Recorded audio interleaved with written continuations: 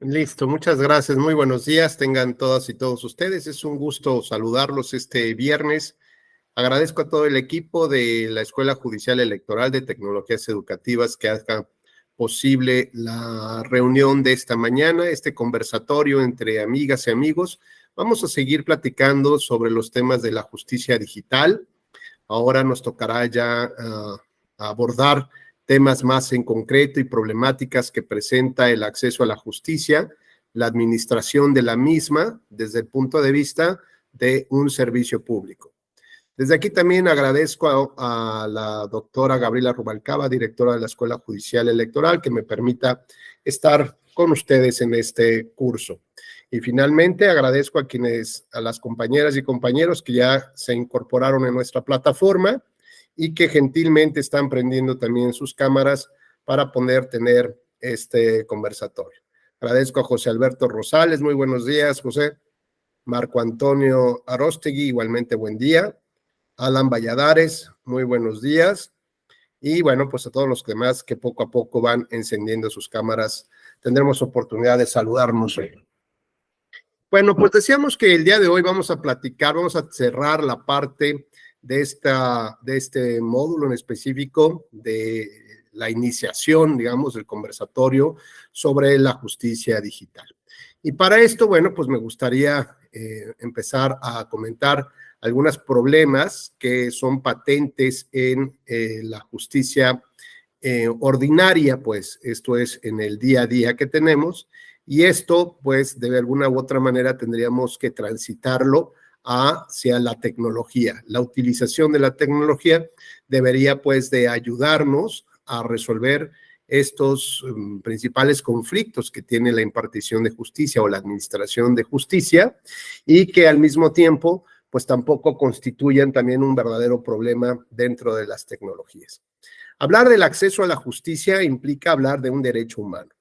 Este derecho humano, tanto previsto por la Convención Americana de Derechos Humanos como por nuestra propia Constitución, nos señala que es, digamos, uno de los pilares fundamentales, uno de los 3 pilares sobre los cuales se centra todo un gran sistema de protección de los derechos humanos a nivel internacional. Esto es, veámoslo desde este punto de vista. Si tuviéramos una especie de juego como el Jenga, seguramente muchos de ustedes lo han visto o en su caso lo han jugado, pues consiste en una serie de bloques sobre los cuales se van subiendo niveles y la idea es poder mover alguno de estos bloques y colocarlo en la parte de arriba, ¿no? Bueno, pues si quitáramos los bloques centrales, los de la base, pues es evidente que esta torre que estamos construyendo es probable que pueda colapsar, ¿no? Así que pensemos que estos bloques representan, cada uno representa un derecho humano. El derecho de manifestación, el derecho de asociación, el derecho de libertad de expresión, de libertad de tránsito y todos los que ustedes consideren. Cada uno de estos bloques va a, digamos, tiene esta representación. Y cada nivel que subimos en el juego implica hacer caso o cumplir una de las reglas fundamentales establecidas en el artículo 1 constitucional. Esto es maximizar el derecho humano y por el otro lado, las interpretaciones que debemos de hacer o las aplicaciones de la norma, pues tienen que hacerse de manera progresiva. Esto es, que para atrás, ni siquiera para tomar vuelo. Entonces, el subir el nivel es como subir de categoría. Es como ir en clase turista y que te den un ascenso a clase premier. Pues lo mismo es lo que nos pide el artículo 1 constitucional, que el Estado debe de esforzarse todos los días por ver cómo mejora la calidad de nuestros derechos humanos, cómo nos da una tarjeta de ascensos de categoría, un upgrade, por ejemplo, de cómo disfrutar la libertad de expresión o de tránsito. Y bajo esta idea, el subir al siguiente nivel, bueno, pues esto representa justamente el cumplimiento al artículo 1 constitucional. Si en En este ejercicio, digamos, por parte del Estado, para dotarnos de mayores beneficios, es evidente que habrá pequeños espacios vacíos. Y el verdadero jugador, digamos, quien maneja los derechos humanos, pues tiene muy claro que hay ocasiones en que se dan una colisión de derechos, un choque o una presión entre las distintas tablas, ¿no? Entre los distintos bloques. Sin embargo, como la finalidad del juego es mantener la verticalidad de la torre que estamos armando, pues esto evidentemente nos indica que tenemos que tener un jugador con ciertas características. Aprovecho también para saludar a Marco Antonio, Perla, maestro José San Vicente, Rigoberto. Muy buenos días. Miguel Ángel Torres, también buen día. Y este tipo, digamos, de jugadores va a requerir, bueno, primero, pues que no le tiemble la mano. En segundo, que tenga una idea muy clara de cómo es el contexto del juego, sobre cuál están sentadas estas bases del juego, es decir, sobre qué mesa, si es una mesa firme, es una mesa que requiere que se nivele, o si hay ventanas abiertas. Es decir, sabe perfectamente o tiene idea de todo un análisis contextual del juego para poderlo jugar como debe de ser. Y además de entender que estas piezas entran en colisión, entran en choque, entran en presión y que los espacios vacíos también tienen su propia importancia. Bueno, pues ante la idea de seguir creciendo de niveles, la torre a veces puede moverse.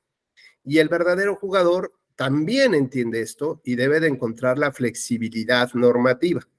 Debe de encontrar también la adaptabilidad, ¿no? Hablamos de flexibilidad y adaptabilidad a las circunstancias que se están o que le están rodeando.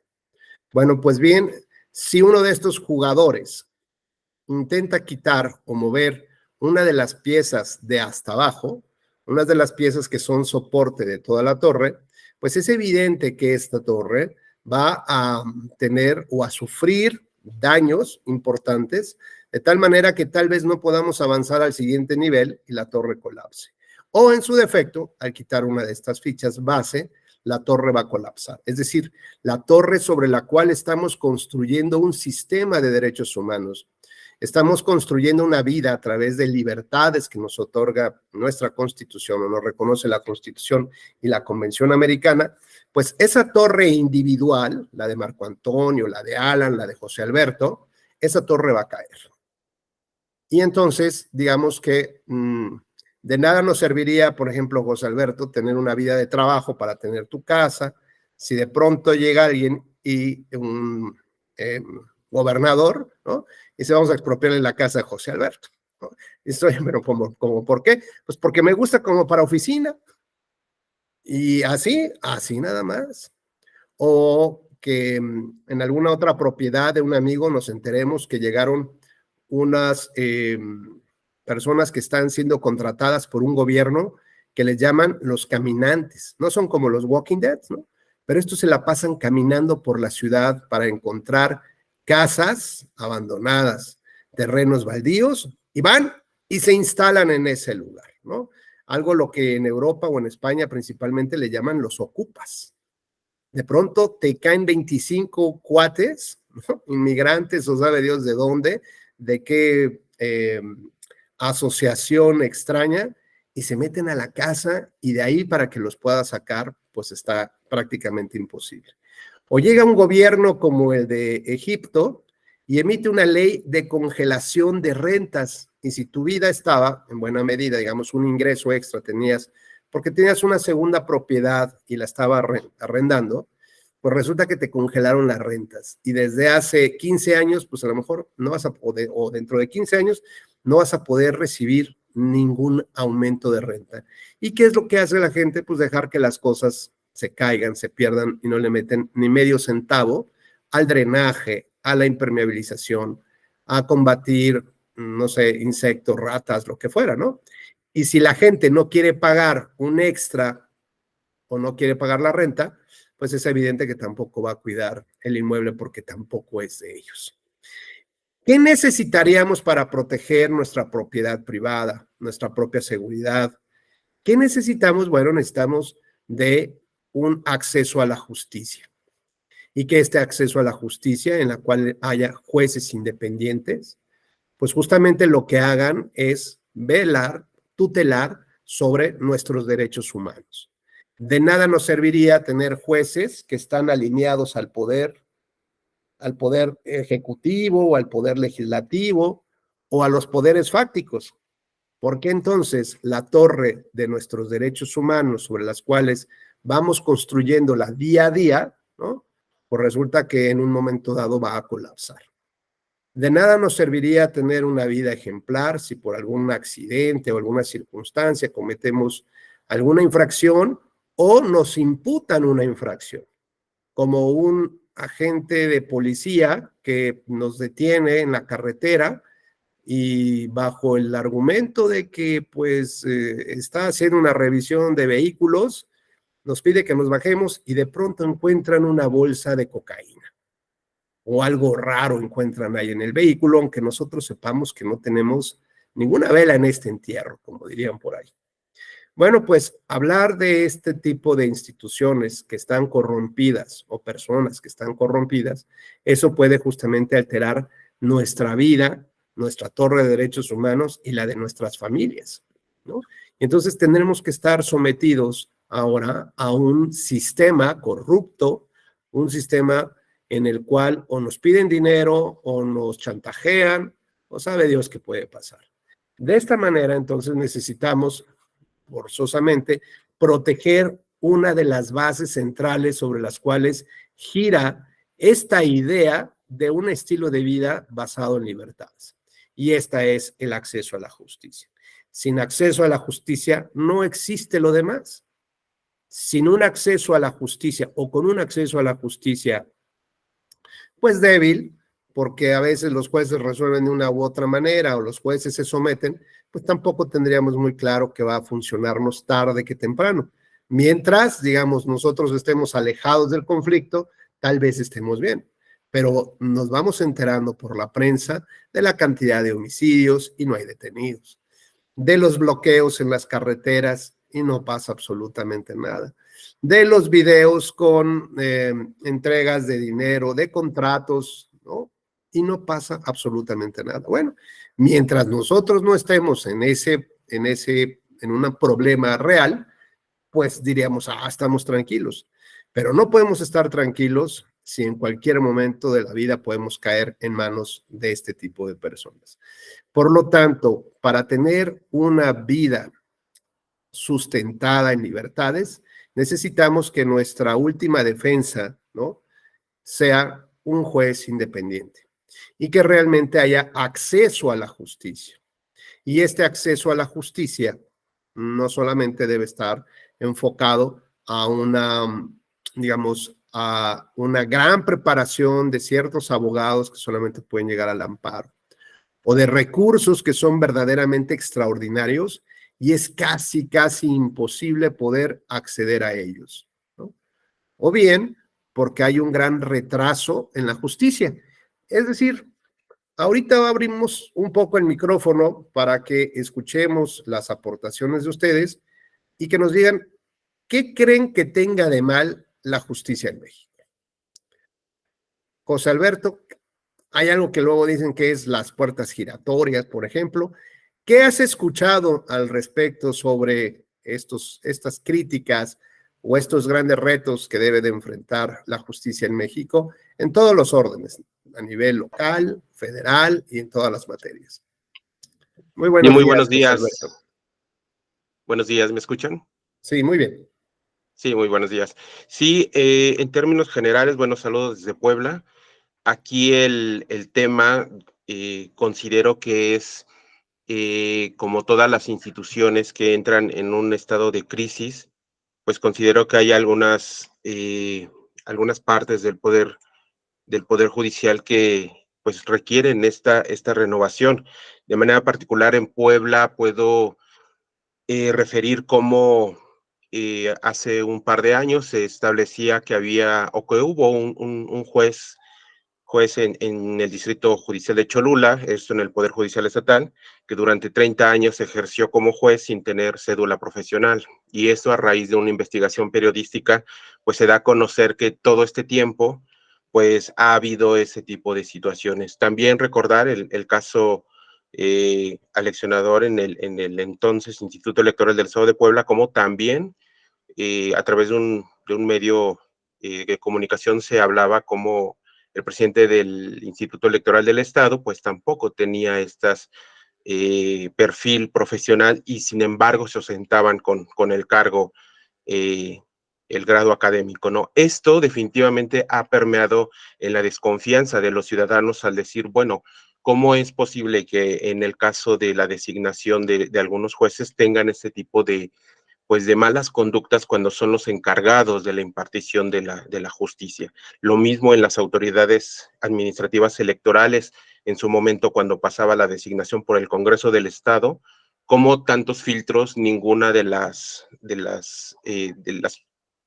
entidades encargadas de revisar este tipo de detalles, pues hubieran dado cuenta y queda la impresión en la sociedad, pues como lo se comentaba, que es pues parte de complicidad o en un momento dado la anuencia para poder llegar a estos cargos. Y eso en la percepción de la sociedad, pues impacta porque ya esto, en el momento que yo tengo un incidente con un vecino y que me acerco a la justicia para poder buscar, como decíamos acá, la libertad y la protección de este sistema, la protección del sistema de libertades, pues muchas veces es cuando se cae en la falta de confianza para llegar y presentar en un momento dado una denuncia.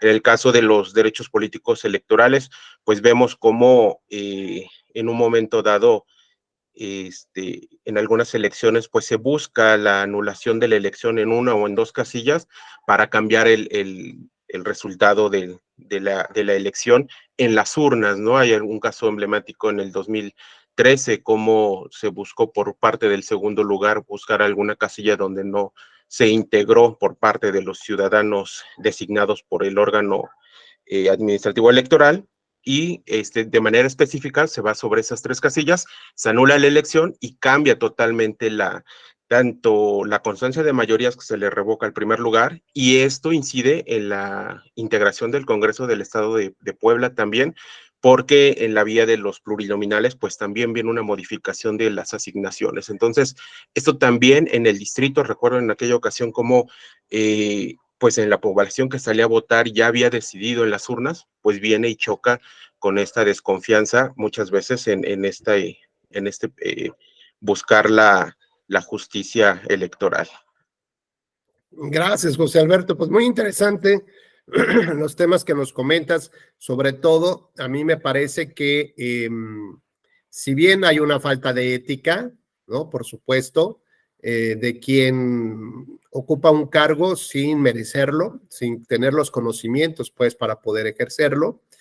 En segundo lugar, creo que destacas de manera muy, muy clara estos procedimientos de elección o de selección o designación de algunos servidores públicos enfocados también en el acceso a la justicia, sea desde el enfoque de la autoridad administrativa electoral, porque finalmente el artículo primero constitucional nos ordena a no solamente a los jueces y magistrados, sino a todas las autoridades, ¿no?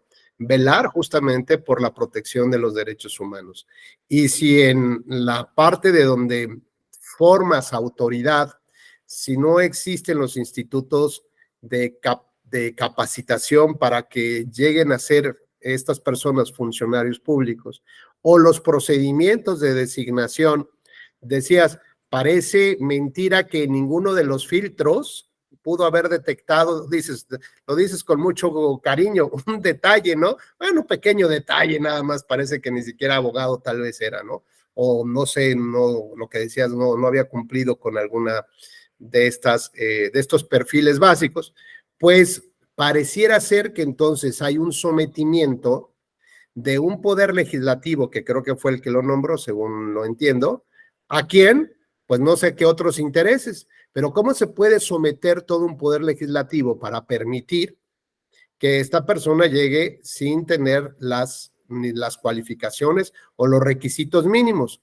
O entonces ahí hay un tema de un delito, que hay una falsedad de documentación y se sorprendió a todos, pues, o bien parece que los diputados guardaron silencio frente a alguna orden, ¿no? Que es lo que también muchas veces hemos encontrado en algunos estados del verdadero, digamos, de un triste sometimiento, un triste papel que tiene a veces el Poder Legislativo.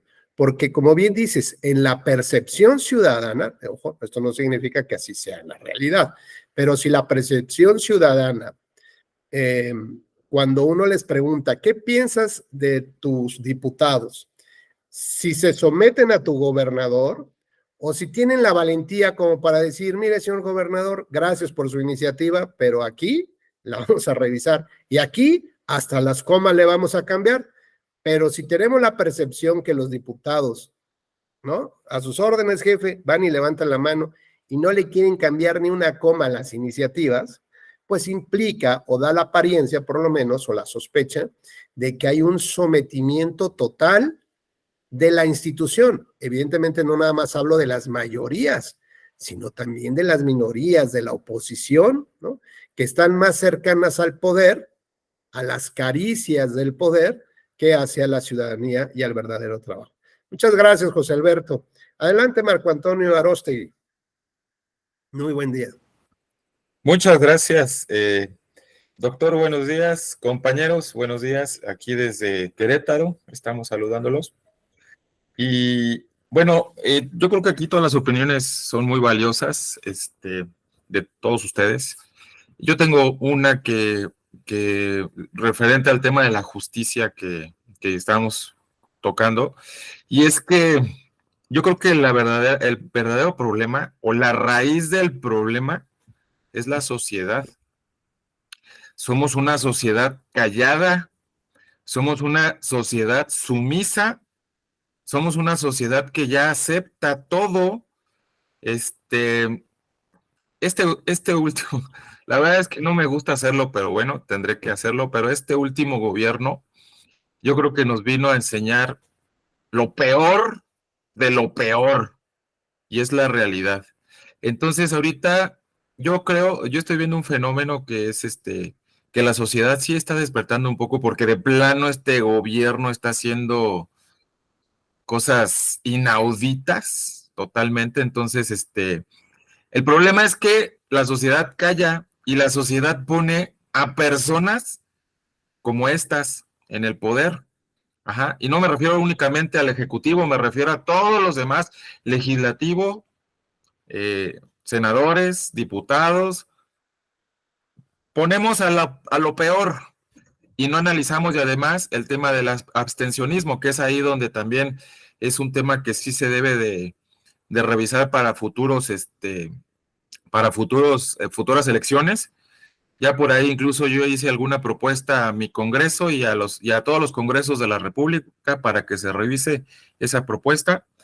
Pero el problema somos nosotros, somos la sociedad, porque no participamos. Ahí tenemos los números, no mienten, y el abstencionismo es grande. Entonces por eso se nos cuelan esta clase de personas al poder, ¿no? Entonces, y de ahí pues viene el problema con la justicia, viene el problema con muchísimas otras cosas, pero la justicia, que es lo que estamos platicando, pues yo creo que sí tiene una raíz, y la raíz, pues yo creo que en parte tenemos mucho que ver. Y pues bueno, no quiero participar más, espero que les haya agradado un poco.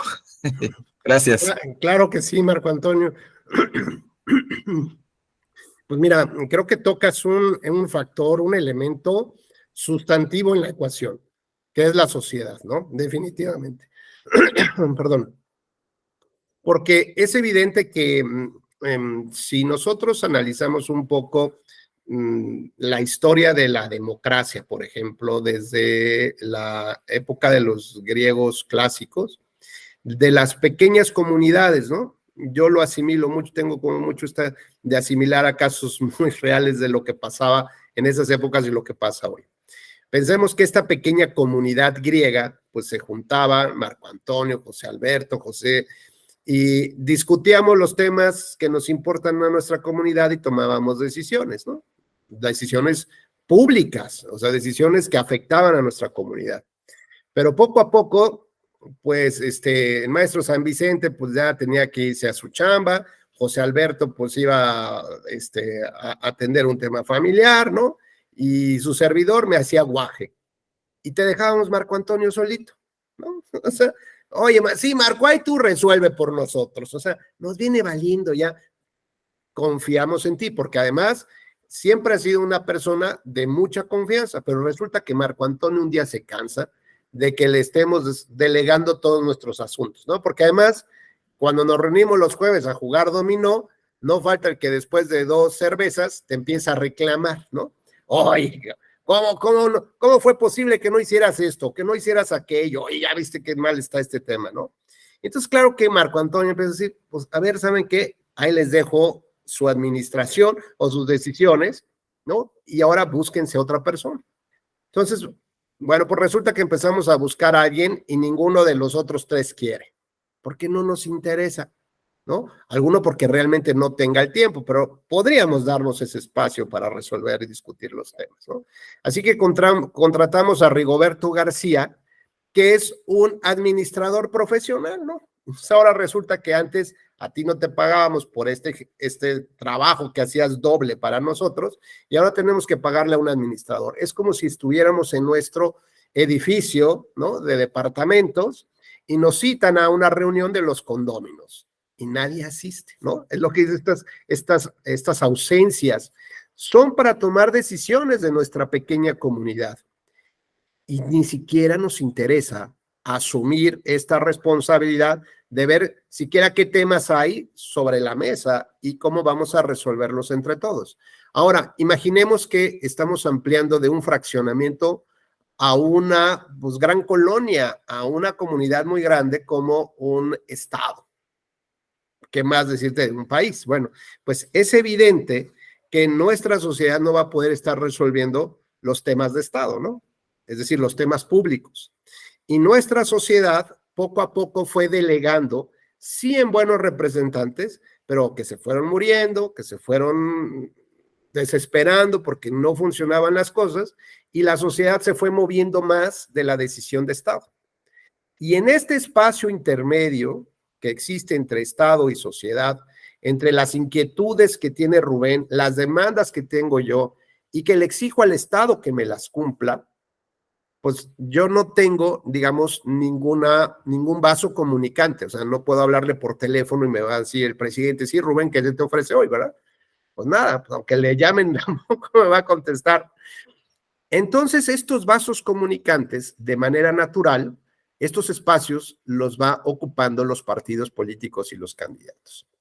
De esta manera, son nuestra cadena de transmisión de nuestras inquietudes, nuestros deseos, nuestras demandas, y ellos las que deben canalizar con el Estado, ya sea pues porque son interlocutores naturales, o bien porque llegarán al poder ellos, y entonces deberán de devolver esta confianza, esta credibilidad en la que estamos depositando en ellos nuestros votos y sobre todo las expectativas de esta torre, vivir en una torre de privilegios llamados libertades, ¿no? Pero resulta que cada vez nos complicamos tanto la sociedad o nos desencantamos tanto que nos seguimos alejando progresivamente, porque viene el desencanto, por ejemplo, como decía José Alberto. O sea, ¿cómo es posible que esos diputados hayan electo a tal? ¿Cómo es posible que un fiscal haya dicho en un comunicado que no puede haber ningún acuerdo reparatorio, por ejemplo, que el otro día me platicaban que pasó en Puebla? ¿Cómo es posible que no los diputados valientemente digan que van a defender una iniciativa que a todas luces está mal, ¿no? Cosas de ese tipo, o sobres amarillos, o lanas como el Amigos de Fox, o como Pemex Gate, o las tarjetas del Verde, o los fideicomisos de Morena, ¿no? O el yo robo poquito. O sea, son cosas que decimos, de verdad, ¿no? Este desencanto, Marco Antonio, que tú tienes, es patente de toda la sociedad. Y una sociedad que, como todos, no hemos encontrado, digamos, este match con algún candidato con algún servidor público, digamos, mira, este cuate sí es de los que trabajan, sí es de los que cumplen, y ojalá hubiera más como ellos, ¿no? Pero finalmente terminamos alejados. Y en este alejamiento, las piezas intermedias se van moviendo también, y no se mueven hacia donde está la sociedad, se mueven hacia las caricias del poder, Marco. Y en estas caricias del poder, pues el que le gusta el poder, pues el que se siente apapachado por el poder, ¿no? Bueno, decían de broma que en alguna época, cuando yo era magistrado, presidente de la Sala Regional de Monterrey, me contaban un chiste de una, o anécdota, ya no sé qué sea, de una primera comunión, ¿no? Donde el secretario de estudio de cuenta de un juzgado invitó a su juez al desayuno, bueno, a la comida, ¿no? Pues a la fiesta. Y entonces la música inició hasta que llegó el juez, ¿no? Empezaron a servir los alimentos hasta que llegó el juez, ¿no? Entonces, bueno, que decían en las mesas de junto, decían, oye, ¿y quién es el invitado que está en esta mesa, en la mesa central, ¿no? Ya saben, ¿no? No, pues creo que es el jefe de Rubén. ¿Y quién es el jefe? No, es el don juez, ¿no? Oh, wow, no, nos decían, pues hasta guapo se ve, míralo, ¿no? O sea, se ve que es reinteligente, ¿no? Y entonces, y el juez, hombre, ¿no? Comentando de la justicia, la política, nacional, y bueno, ¿no? Todo el mundo escuchándolo al señor juez. Tocan el timbre y el secretario le dice al juez, oiga, llegó el magistrado. ¡Uf! Tira hasta la cuchara el juez y corre a recibir a don magistrado Periñón. Y entonces, magistrado, y lo toma del brazo, bienvenido, como si él fuera, ¿no? El dueño de la fiesta, ¿no? Por favor, siéntese en mi lugar, ¿no? A ver, por favor, a tu esposa, ¿no? Que le traiga un platito de sopita caliente, ¿no? Porque ya, pues ya me lo probé, si no yo se lo doy, ¿no? ¿Y cómo ha estado su señoría, no? Y todo el mundo empieza a preguntarse, oye, y ese que llegó, ya saben, los primos ahí, y raza del colega, ¿no? ¿Y ese vato quién es? No sé, pero pues ese cuate, pues, no sé, como el magistrado, dice, pues aquí escuché que es el magistrado. ¿Y eso qué hace un magistrado? Pues no sé, pero se ve que está más fregona, es el más inteligente. Mira, y hasta se ve más guapo que el juez, ¿no? Y el otro dice, ya bien viejito el magistrado, todo el rollo, ¿no? Bueno, pues, para no hacer cuento tan largo, vuelven a tocar el timbre, hoy va llegando a la fiesta, don ministro. ¿Cómo que don ministro? Sí, don ministro, don Periñón y Limantur, ¿no? Son de apellidos rimbombantes. Bueno, se pelea el magistrado y el juez, se van empujando en el camino por ver quién recibe a don ministro Limantur, ¿no? Y caminan hacia atrás, ¿no? Para no darle la espalda a don ministro, ¿no? Empujan a todos en la mesa para sentar a don ministro. Si hubieran traído una alfombra roja, lo llevaban hasta allá cargándolo del brazo, ¿no? Y don ministro con ¿no? Pues ya estos años, ¿no? Ya viejito don ministro, ¿no? Así como ese hijo, ¿no? Otra vez, otra barba más. Bueno, pues en la mesa de junta dice, oye, ¿y este quién es? ¿No? Dice, no, bueno, pues este es como el papa, yo creo, de los jueces, ¿no? Todos le besan la mano, míralo, ¿no? Le besan el saco, la corbata, la sotana, ¿no? Quieren estar cerca de él, casi le piden la bendición, ¿no? Y bueno, pues, evidentemente, esta forma de expresarnos, pues justo nos habla de un sistema judicial de una verticalidad completa, ¿no? Es decir, yo no puedo suponer que estoy a la altura de un ministro. ¿Cómo, no?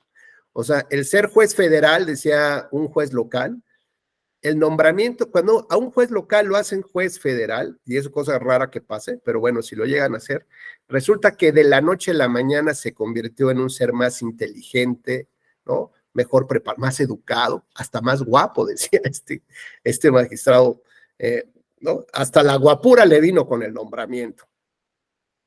Y entonces es evidente que hemos también transitado, o estamos transitando, Marco Antonio, por una evolución conceptual también de quiénes son los jueces, ¿no? Y antes los veíamos como estos seres intocables estos seres prácticamente que eran como semidioses. Hay alguna alegoría como el juez Hércules, ¿no? Que nos habla de una persona que tiene esta capacidad o esta entidad moral superior a los seres humanos, a cualquiera de nuestros vecinos, y que nos dice que él tiene la capacidad de ver hacia dónde tiene que moverse la sociedad, ¿no? Cómo tiene que interpretar al más alto nivel la Constitución para decirnos cómo va a estar nuestra vida, ¿no? Cómo va a regirse nuestra vida. Y de su decisión depende de una niña si va a entrar al consultorio A o al consultorio B. Si entra en el A, pues va a tener que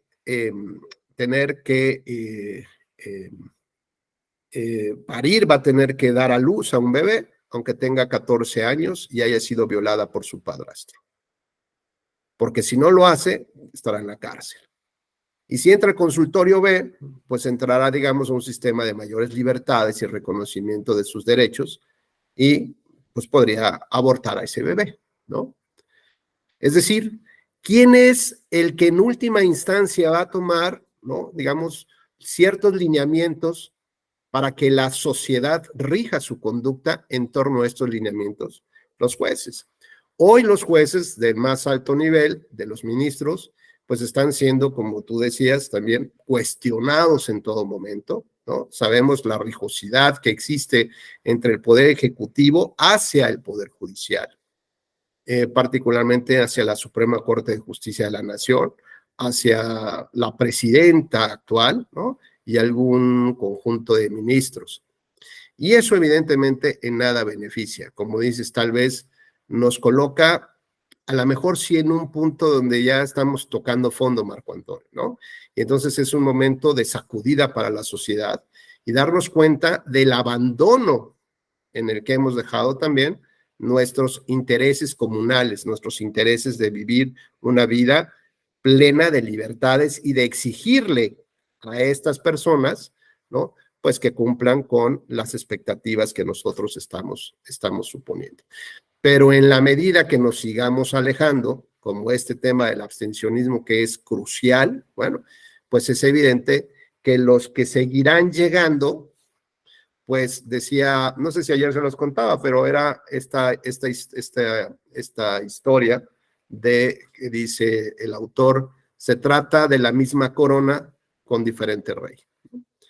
¿De qué servía tener a un rey que fue asesinado, ¿no? Y que el asesino, pues ahora es el nuevo rey, ¿no? Es el mismo poder, solo cambian las personas. Es la misma corrupción o peor, ¿no? Con distintos rostros.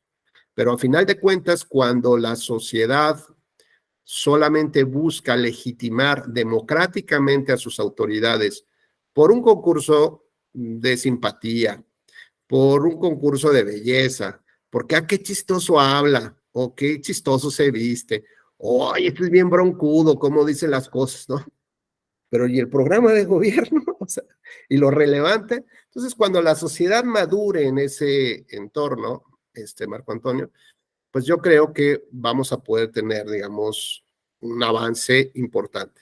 En la medida que no nos preparemos, en la medida que no nos capacitemos, en la medida que sacudamos este desparpajo, no sé cómo llamarlo, este desinterés por las cuestiones públicas que nos afectan a todos, pues en esa medida iremos avanzando. Antes de darle la voz a Rigoberto, comentaría nada más, en una ocasión, una organización de Estados Unidos me invitó a ser observador electoral de las elecciones de Macron en Francia, cuando él llega a la presidencia. Y del aeropuerto del Charles de Gaulle al hotel, sede donde íbamos a estar todos los observadores, me platicaba un taxista, ya saben, con su inglés muy afrancesado, me platicaba el taxista sobre las expectativas que él tenía de las elecciones, ¿no? Pues claro, llegas, ¿a qué viene usted? ¿No? Pues que las elecciones ya. Entonces ahí estábamos platicando y en el tránsito me empieza a decir que para él sus dos favoritos pues estaba entre Macron y Marine Le Pen, ¿no? Digamos, uno que representaba como el europeísmo, ¿no? El mantener esta idea de abrir fronteras, seguir en la Unión Europea, etcétera, etcétera, y Le Pen, que buscaba generar un Frexit, que no, que era como de cierta extrema ella, pero el Frexit, así como el Brexit, que era la salida de Inglaterra, pues ahora la salida de Francia de la Comunidad Europea, ¿no? Y un poco estas ideas tenía, pero me platicaba que entre ellos dos estaba como su decisión, pero que lo único que o sea, digamos que sus inquietudes iban en este sentido. El taxista, fíjense bien, me decía, es que si voto o sea, si queda Macron, pues resulta que o sea, digamos, vamos a seguir un poco padeciendo la problemática que tenemos. Las cosas no van a cambiar, van a seguir llegando los inmigrantes, el sector salud, pues, no va a alcanzar para todos, el trabajo, etcétera, etcétera, etcétera, ¿no? Pero bien que mal, pues ahí la vamos llevando, ¿no? Digamos, como que vamos bien. Ahí vamos, pues en una ruta vamos. Pero si llega Marianne Le Pen, pues estaría también interesante, porque ella va a dar más dinero a mis papás, por ejemplo, los abuelos, ¿no?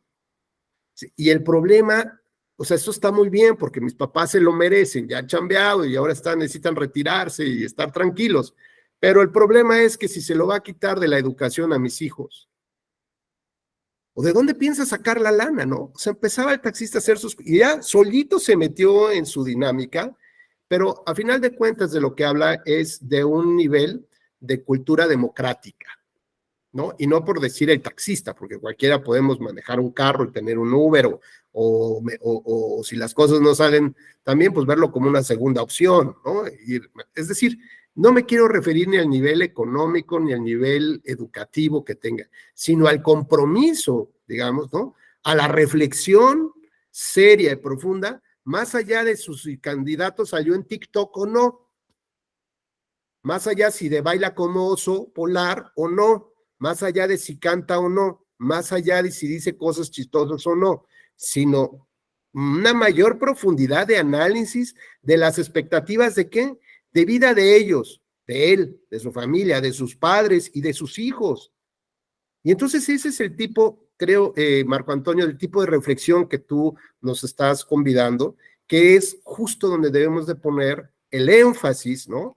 En tratar de difundir, ojalá fuera como viral, o sea, fuera como en la COVID-19, que a todos de pronto se nos pegara esta reflexión sobre la votación y sobre el problema del abstencionismo. Muy gentil, Marco Antonio, muchas gracias. Rigoberto, por favor.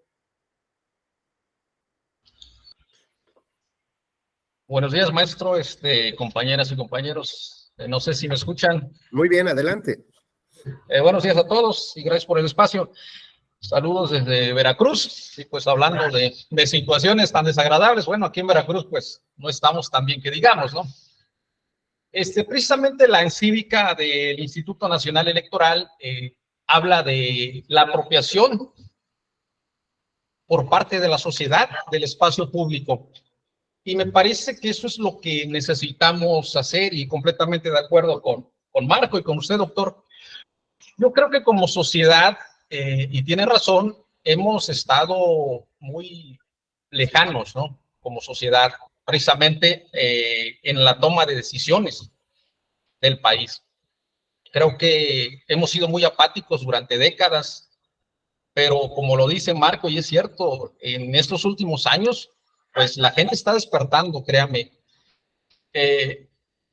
Por ejemplo, en el INEGI, y lo comparto brevemente, tuve la oportunidad de trabajar en el INEGI, en el censo agropecuario, desde 2022, y créanme que la gente del campo, que uno pudiera pensar que son gente con baja escolaridad, que no pueden o no alcanzan a entender la dinámica política de este país, la dinámica de las políticas públicas. Pero créanme que la sociedad, o sea, la gente que vive en la zona rural, ya empezó a entender realmente lo que está pasando y ya se están dando cuenta de lo importante que es participar en las elecciones. En el Instituto Nacional Electoral, por ejemplo, incluso en OPLES, cuando hemos tenido la oportunidad de participar, sucede un fenómeno muy interesante. Y los que hemos sido capacitadores lo manejamos como que somos una especie de, pues no sé, como psicólogos de la gente, porque cuando uno va a tocar las puertas a invitarlos a integrar casillas, mucha gente nos ve como como alguien que representa al gobierno, nos dice, oye, ¿sabes qué? Mira, yo sí quiero participar, pero pasa esto. Mira, el presidente municipal cuando era candidato nos prometió esto y no nos ha dado nada. Mira, que es que el diputado esto y pasó esto. Entonces, siempre la gente se queja, ¿no? Se queja y uno en ese momento le dice, oye, pues es necesario participar, es necesario que ustedes se involucren en las elecciones, participando como integrantes de mesa directiva de casilla, participando como electores, participando incluso en la política. Sin embargo, en estos últimos años, repito, la gente lo está tomando ya de una manera más seria. Ya se están dando cuenta, o nos estamos dando cuenta como sociedad, que es muy importante participar. La gente del campo, créanme que se queja y se molesta mucho, y cada quien desde su ámbito. Por ejemplo, los campesinos nos dicen, ¿sabes qué? Mira, es que antes teníamos ciertos apoyos y hoy no tenemos nada, nos han abandonado completamente, los caminos, las carreteras, cómo sacamos las cosechas. Los ganaderos nos decían, oye, ¿sabes qué? Yo no te voy a dar información. No te voy a dar información, ¿sabes por qué? Porque en este gobierno, si nosotros damos la información, nos van a quitar lo que tenemos. Así lo entienden ellos, y en parte es entendible. Pero también muchas trabas en la burocracia para los ganaderos, por ejemplo. Entonces, ¿de qué me di cuenta? De que la gente se está enterando de que esas políticas públicas de los gobiernos les pegan. Y como usted lo decía, maestro, cuando nos pega directo a nosotros, es cuando más lo logramos entender. Porque cuando no, pues es algo lejano, ¿no? Le sucedió en tal país, en tal estado, en tal municipio, pero pues a mí no me afecta, estoy jugando en mi rollo. Aquí en Veracruz, por ejemplo, estamos batallando bastantísimo, y pues bueno, yo creo que es de conocimiento público la forma en cómo existe un avasallamiento por parte del Ejecutivo al Poder Judicial, ¿no? O sea, como hemos visto cómo políticos, incluso personas que no tienen nada que ver con política, empresarios, personas como cualquier ciudadano, que son simplemente puestos en prisión, así nada más. O sea, lo veo yo aquí en mi entorno, en su humilde pueblo. La policía simplemente agarra a 2 o 3 muchachos, los revisan, los paran y los suben, así sin más. Los suben a la patrulla y se los llevan. Entonces, mucha violación a derechos humanos, mucho abuso por parte de la autoridad, del Ejecutivo. Pero es ahí donde creo que nosotros como sociedad tenemos que reflexionar y obviamente compartir esto, no solo en las redes sociales, sino compartir con nuestros compañeros, amigos, familiares, de cómo esto nos impacta. Y el hecho de participar en las elecciones es básico, porque finalmente el avasallamiento que viene de parte del Ejecutivo hacia el Legislativo, al Judicial, parte precisamente de una elección. Ellos llegaron al poder no por una revolución, llegaron al poder por la vía democrática, en base a los votos que ellos obtuvieron en las urnas. Y me parece que es fundamental en esta elección que viene que la sociedad tenga que volcarse a las urnas, porque es la única manera, ¿no? En base a eso, pues bueno, podemos elegir representantes que estén más cerca, como usted dice, de la sociedad que de los poderes fácticos, o en este caso los partidos políticos. Yo, desde mi particular punto de vista, creo que es más, es más viable votar por un personaje desconocido que por un político que está saltando de un puesto a otro, porque ya sabemos que ellos traen compromisos, ¿no? Y eso pues es algo de siempre, ¿no? Entonces creo que estamos madurando con esta situación que estamos viviendo en el país, lo que se ve en los medios de comunicación, y no es algo aislado, es en todo el país, la corrupción, la impunidad, el abuso de autoridad, digo, lo tenemos desde el Poder Ejecutivo Federal, ¿no? Entonces, ¿qué se puede esperar de los gobiernos estatales, municipales, ¿no? Entonces, pues muy lamentable lo que estamos viviendo, pero bueno, creo que hay esperanza para el 24, y pues ojalá que nosotros como sociedad nos involucremos más en la toma de decisiones, empezando precisamente por ejercer el voto. Gracias. Gracias, Rigoberto. Oye, pues dejaste muchas heridas abiertas aquí.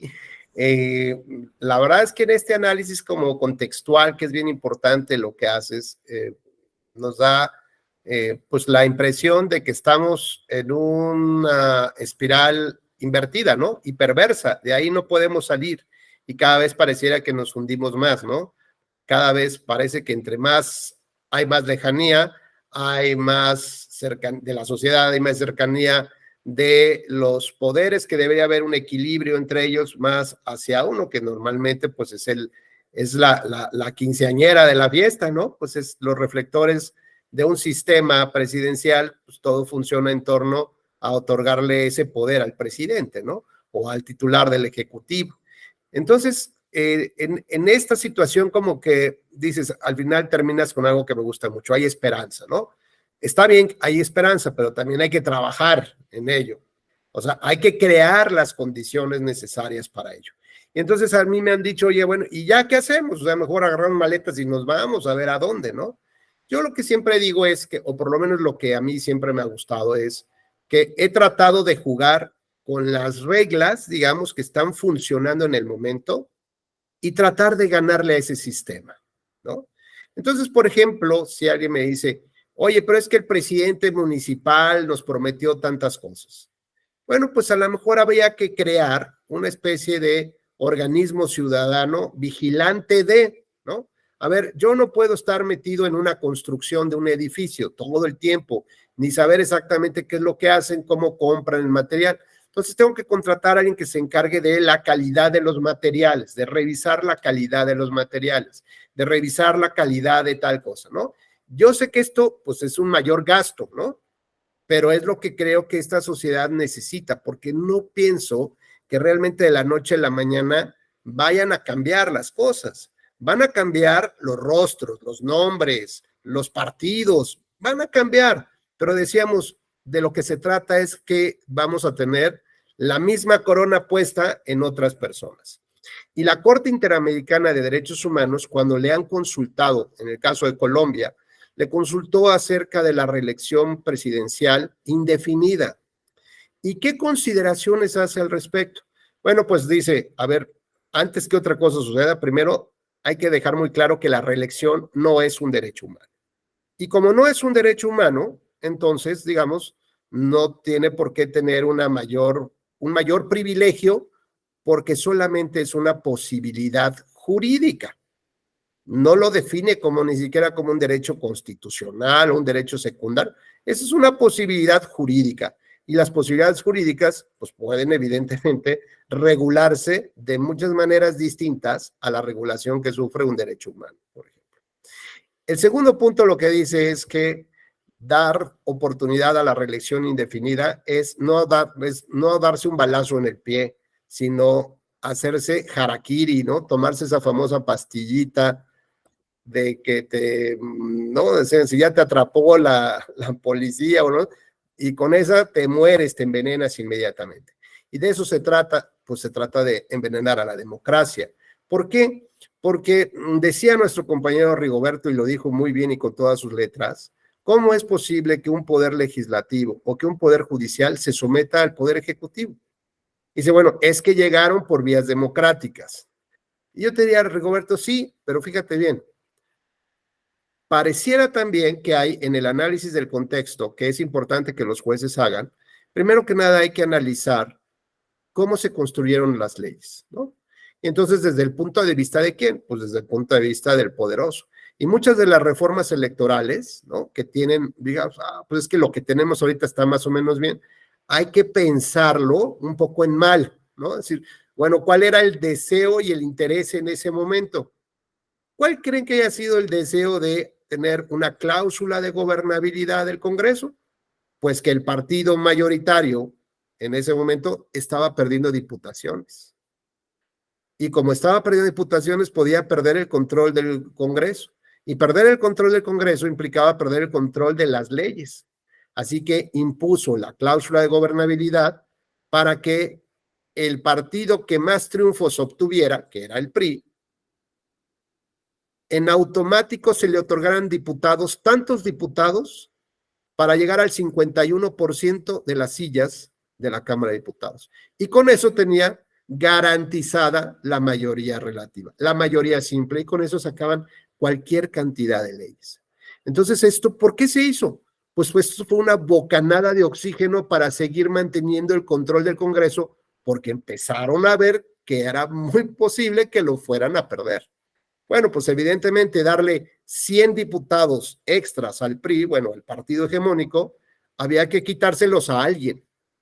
Y entonces, pues resulta que los partidos de oposición, en lugar de tener los 200 diputados que les correspondían, pues les quitaban 100 diputados para dárselos a los otros. Así que mientras más poderoso haces a uno, le quitas todo el poder posible a los otros. Y entonces esto genera, digamos, una relación perversa donde yo sigo mandando y tú no tienes posibilidades de.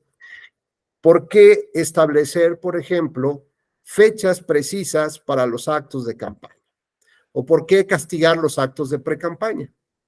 ¿Ustedes creen que el gobierno se iba a autoflagelar y decir, no, no podemos salir a hacer campaña? No, hombre, el gobierno hace campaña todo el tiempo, todos los días, durante todo su mandato, ¿no? Y si más si es gobierno y partido al mismo tiempo, pues no hay nadie que le diga nada. Y utiliza los recursos públicos.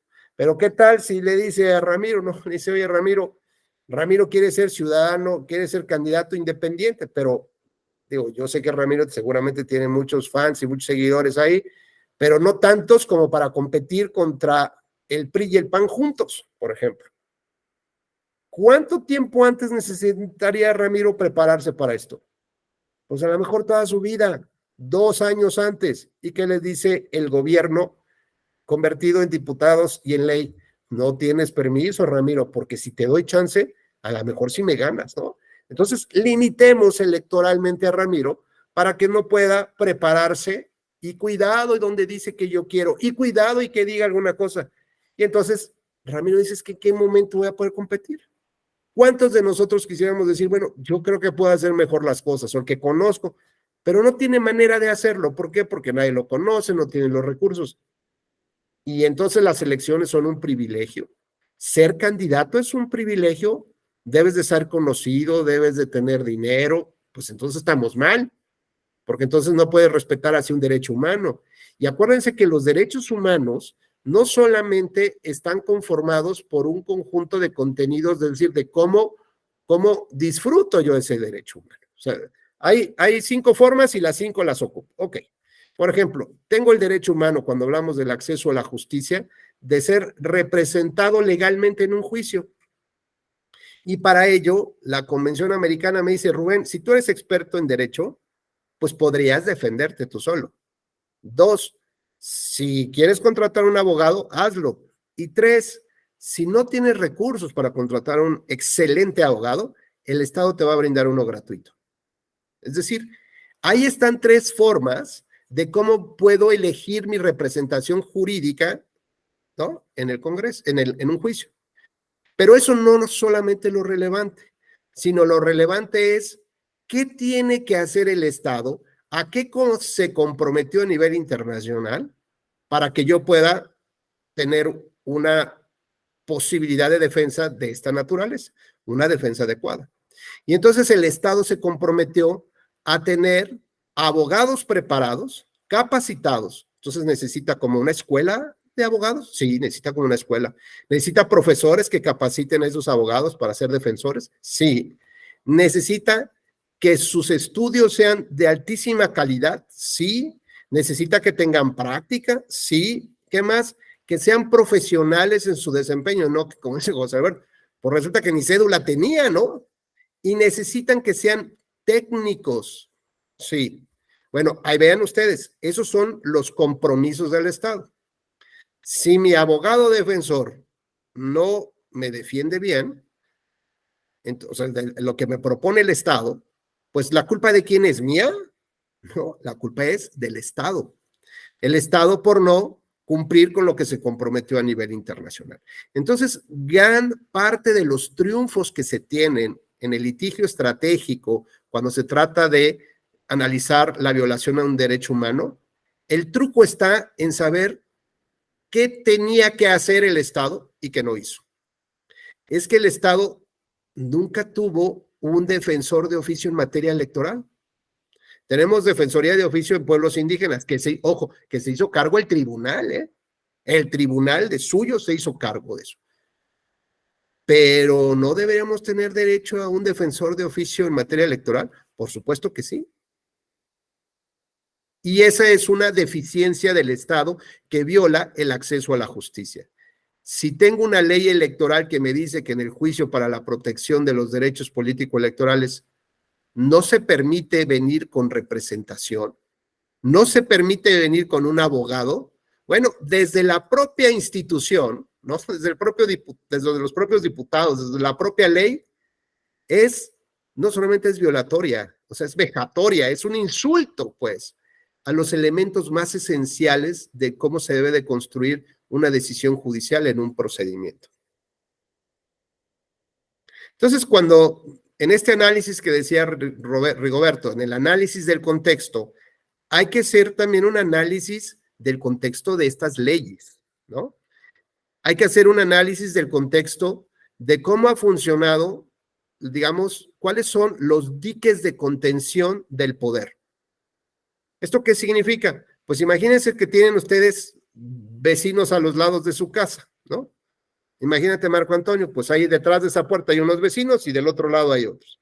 Y resulta que tus vecinos ni siquiera impermeabilizaron su techo, ¿no? Entonces dejaron hecho un asco ahí en la casa de junto, igual los de al lado.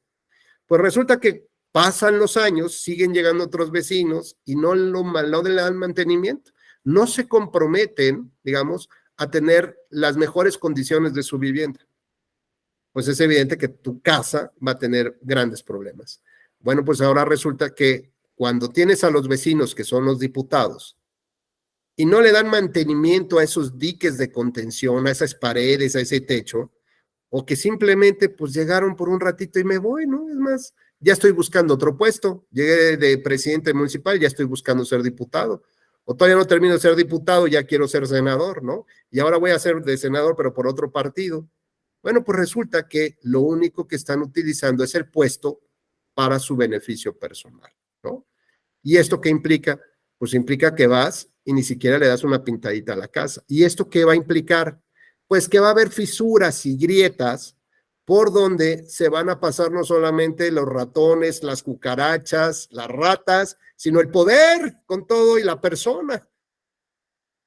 Entonces, Rigoberto, cuando tú hablas de un Congreso que está totalmente entregado, y puede ser hasta un Congreso de oposición, fíjate, al gobernador o a un gobierno, pues podría decir, sí es de oposición, pero está amarrado con el poder.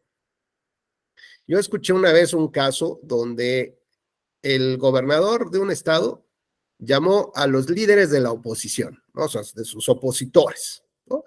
Los fue sentando uno por uno en su casa y les dijo, oye, pues ya vienen las elecciones, a ver, pásame la lista de tus candidatos. ¿Ustedes creen que dijeron, oiga, qué le pasa? ¿Está loco? No, no, sí, señor. A sus órdenes, jefe.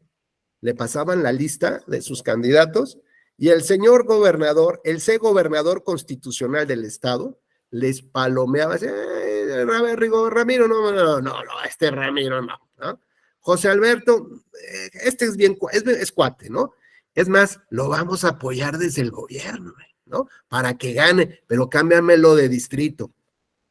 Oye, Marco Antonio, híjole, ya ves cómo le tira Marco Antonio.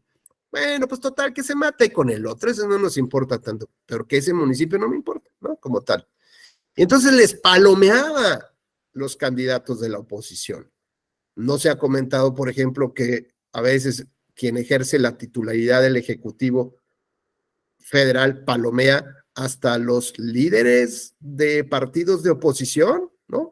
Ya cuenta con el apoyo del presidente para ser el presidente de otro partido, ¿no? O entregado completamente para que no le saquen las carpetas y tantas cosas que se dicen, porque pues estas cercanías y estas caricias del poder, pues también te exigen rendir cuentas como tal. Entonces, lo que tenemos que pensar, Rigoberto, es cómo desde la ciudadanía, uno, jugar con estas reglas y tratar de ganarle a este sistema corrupto. Y entonces, ¿cómo logramos crear, construir, diseñar un plan maestro, digamos, que empiece a funcionar desde lo local? ¿Cómo lograr que alguien revise que estos compromisos, y no solamente los compromisos, que revise que cuando sale un candidato a presidente municipal y dice como acto de campaña, vamos a pavimentar las calles? A ver, o sea, eso no es un acto de campaña, güey. Esa es tu obligación. Imagínate un profesor que llega y diga, voy a dar clases. O sea, esa es tu chamba, güey. O sea, esa es tu chamba. No me vengas que eso va a ser un acto de campaña, ¿no? Voy a pavimentar calles. Voy a construir carretera. Voy a cambiar las lámparas. O sea, ajá, ¿y luego qué? O sea, eso es como que lo más esencial, lo básico, lo que tienes que hacer de tu chamba. Y ya cuando tu campaña me digas, voy a poner de halógeno, o no te va a costar, o vamos bueno, pues eso es otro tema, ¿no? Pero no me digas que tu chamba es tu campaña. O sea, es como lo absurdo. Entonces, Rigoberto, bueno, ya para cerrar este comentario, necesitamos hacer un análisis contextual y esto pasa por hacer un análisis de las leyes, de las reformas, para poder más o menos determinar si estas reformas tenían una intención muy clara. Lo decía yo ayer, por ejemplo, esta norma que prohíbe la utilización de símbolos religiosos, ¿no? José Alberto, si yo tuviera en mi campaña, yo candidato, mi playera de Rubén y vota por mí y la Virgen de Guadalupe, ¿no? Todo el tiempo, toda la campaña, mi Virgencita de Guadalupe. ¿Tú crees que habría elementos como para anular la elección si yo ganara y además por un escaso margen? Y todo el tiempo le digo, hoy vamos a empezar con un Padre Nuestro, un Ave María y un rezo especial a la Virgencita de Guadalupe. Y todo el tiempo así, toda la campaña. ¿Crees que había posibilidad de anularla o no? Sí, doctor, efectivamente, porque como usted lo menciona, la palabra clave ahí sería, pues, que fuera determinante para el resultado de la elección, tomando en cuenta que está utilizando símbolos religiosos. Entonces, en el resultado final, si el porcentaje entre el primer y segundo lugar hace la determinante, pues definitivamente habrá de actualizarse esta causal de nulidad, ¿no? Ahora sí, perdón. Ahora imagínate que en lugar de usar la Virgen de Guadalupe, uso la playera de Maradona. Y todo el tiempo, el Diego, Maradona, vamos a rezarle a Maradona. ¿No? ¿Sí podría anularse o no?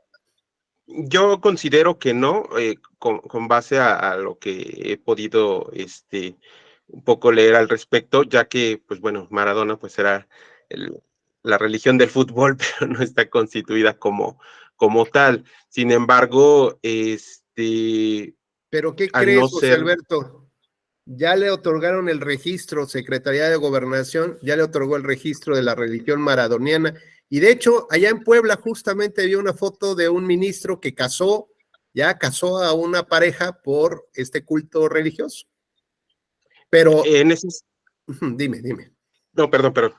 No, pero digamos, en lo que es la cultura popular, ¿no? Donde también están los jueces, un juez anularía por usar la playera de Maradona, en términos generales, pareciera que no, ¿verdad? Entonces el diseño, fíjate bien, el diseño de no utilizar símbolos religiosos, digo porque más o menos hay 5,000 asociaciones religiosas registradas en Secretaría de Gobernación, y yo no soy un experto en simbología, ¿eh? De las 5,000 no tengo ni mucha idea. El otro día vi un dedo así todo cortado y putrefacto, ¿no? Y decía, no manches, esto es como de la Santa Muerte, güey. Me dijeron, no, son los restos incólumes de la Santa, no sé cuál, ¿no? O sea, era un tema muy religioso católico, pero muy. O está, por ejemplo, el pedacito de mecate de la chancla de Mahoma, ¿no? Que vi ahí o la huella. Bueno, y de veras o sea, si alguien se acerca ahí, lo fusilan en ese momento, ¿no?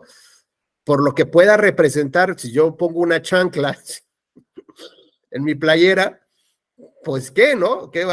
Nadie va a decirme nada, pero pues a lo mejor estoy mandando mensajes implícitos. Es decir, a ver, lo que hay que pensar es en este análisis del contexto del cómo surgió, o sea, digamos un poco la historia de esa norma. ¿Y cuál era ese contexto que decía Rigoberto? Nacional, cultural, económico, político, ¿no? De la psicosocial, digamos, su idiosincrasia, su cosmovisión en ese momento. Y mira qué importante es, porque entonces parece que la norma, iba dirigida ¿a qué? Pues evidentemente a que la otra organización de mayor poder, que era la católica, pues no le hiciera sombra a la política, ¿no? Por ejemplo. O cuando los ciudadanos independientes o partidos de oposición que querían empezar a hacer su luchita, pues querían empezar con su campañita antes, pues se los prohibían. ¿Por qué? Bueno, pues ya vamos viendo, vamos entendiendo un poco ese contexto en el que surgen las reglas del juego, ¿no? Entonces no podemos hacer un análisis tan particular en este momento sin ver todos estos antecedentes y toda esta historia, entonces para comprender nuestras normas. Y hoy lo que estamos viendo, por ejemplo, en las redes, en la televisión, etcétera, donde están los aspirantes o suspirantes a la candidatura presidencial de unos y de otros, de sirios y troyanos, bueno, pues a lo mejor simplemente lo que está pasando es que esas reglas, o en la percepción ciudadana de esas reglas, parece que se cumple con la ley, ¿no? Parece que se simula el cumplimiento de la ley, pero hay algo de fondo. Y lo que buscamos de fondo es una actitud y un compromiso ético de los que son nuestros vasos comunicantes, ¿no? Entonces, como todos somos corruptos, como todos estamos, pues todos sigamos haciendo lo mismo, ¿no? Es decir, como uno ya violó la ley, pues el otro también puede violarla y ya no pasa nada, no. Esto significa también dar un salto importante dentro de la justicia digital. Es decir, no solamente tenemos que enfocarnos como jueces a ver, uno, si se cumple la ley o no, sino también desde el punto de vista electoral, lo que buscamos es eliminar las malas prácticas que lastiman la democracia. Decía José Alberto, si se acredita la determinancia, entonces sí. Y yo te diría, José Alberto, mira, a mí me tocó desde 1997 estar en este tribunal y me tocó ver cómo se crea, ¿no? Los argumentos que surgieron en su momento para opinar, para crear esta figura que no existía, ojo, que no existía y fue una creación de sentencia. ¿Cómo le puedo demostrar yo a alguien que no ganó algo? Pues mira, este es el error que pasó y si este error se lo sumo al partido 2, pues resulta que él te hubiera ganado o tú no hubieras ganado, ¿no? O sea, le tenías que entregar así las pruebas embarradas en la cara, pues sí, y aún así te iba a decir, eres un vendido y no te voy a creer, y juicio político. O sea, teníamos que ser en esa época demasiado convincentes. Y entonces más o menos ahí se fue creando este concepto de lo aritmético. Imagínate con esto, digo, ahorita te vas a reír, pero imagínate que llegó un pistolero, ¿no?, a la casilla y amenazó, ¿no?, a una persona, le puso la pistola acá y dijo, y tienen que votar, ¿no?, por mi partido, y se fue. La sentencia en ese momento, el criterio hubiera dicho, sospechoso, primero que nada, pruébalo. No, bueno, pues ahí están las pruebas, el presidente de Casilla lo narró a lujo de detalle, que siendo las 12:53, ¿no?, y a las 12:58 se fue. Y puede ser el tribunal que dijera, oye, ¿y cuántos había en fila? No, pues que había 13 personas. O sea que la violación, el efecto que se causó, solo fue por 13 personas.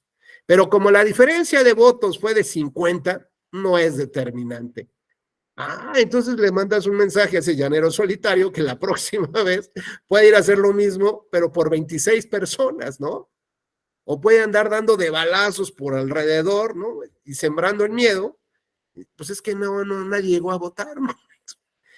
O, por ejemplo, oye, y esta presión sobre los electores, ¿no? Pasaban camionetas con gente aquí con sus cuernos de chivo. Ahora ya creo que ya no son cuernos de chivo, ahora ya son armas de alto poder que bajan helicópteros. Pero bueno, antes pasaban con sus humildes cuernos de chivo.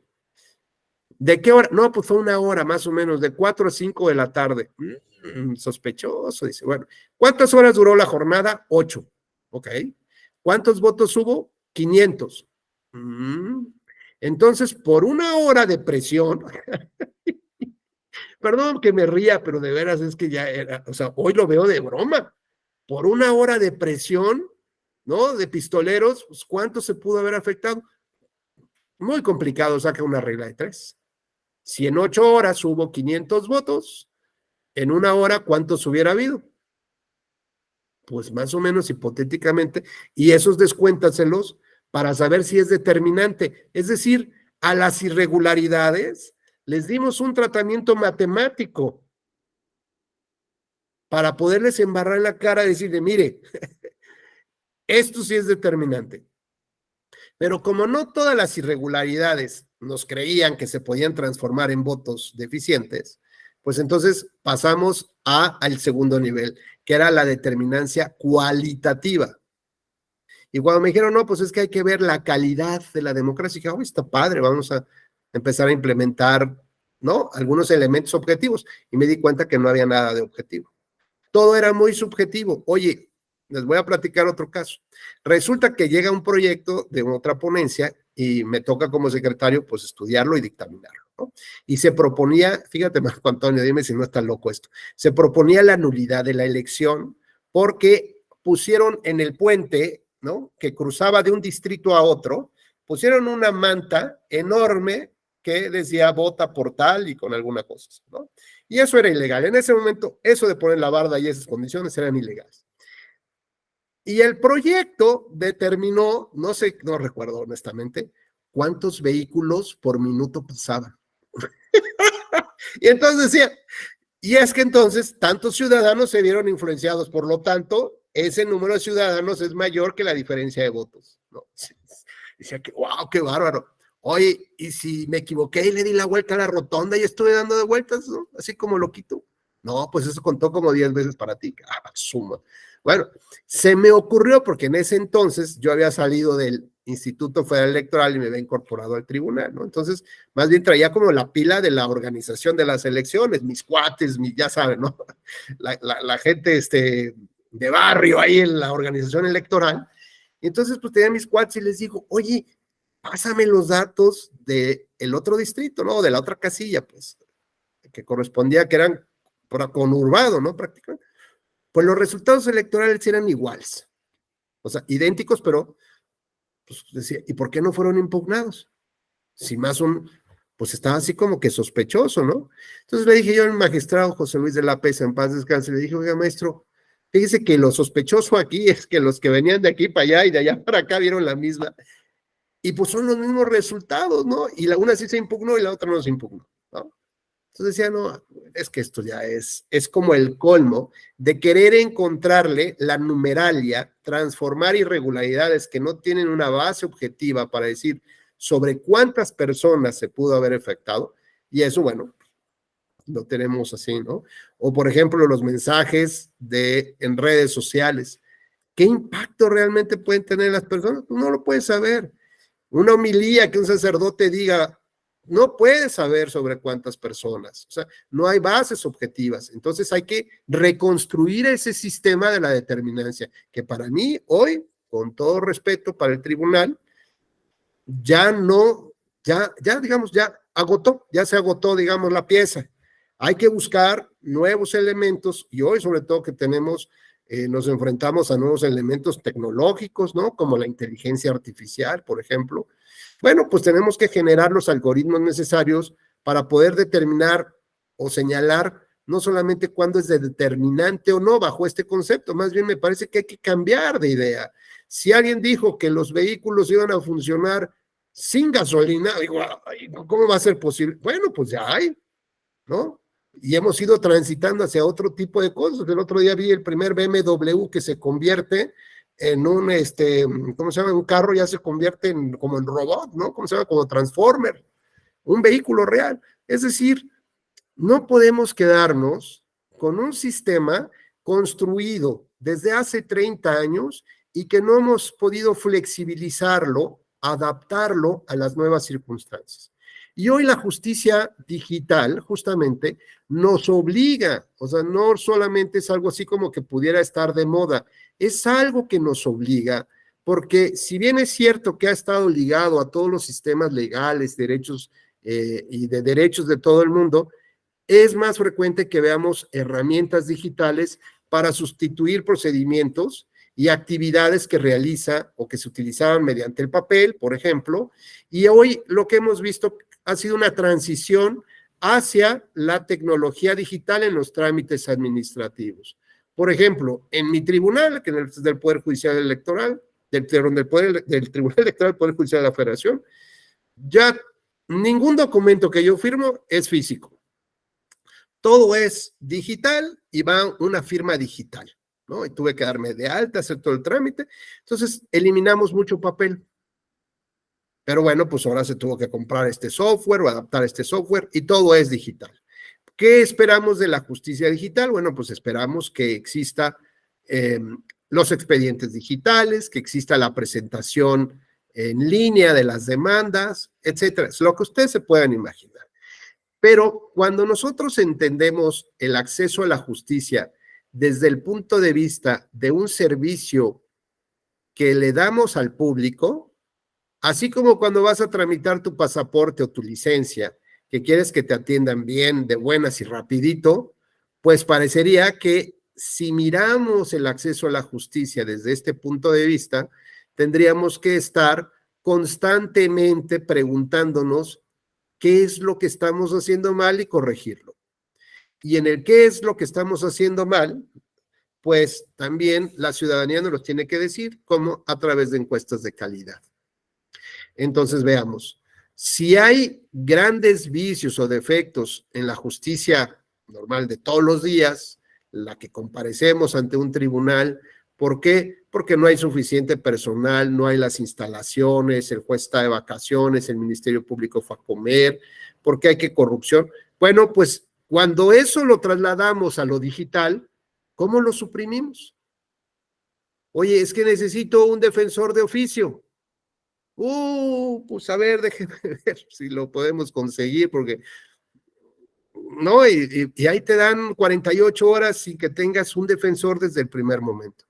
Entonces, imaginemos que estamos llevando un juicio digitalmente, así como en una audiencia.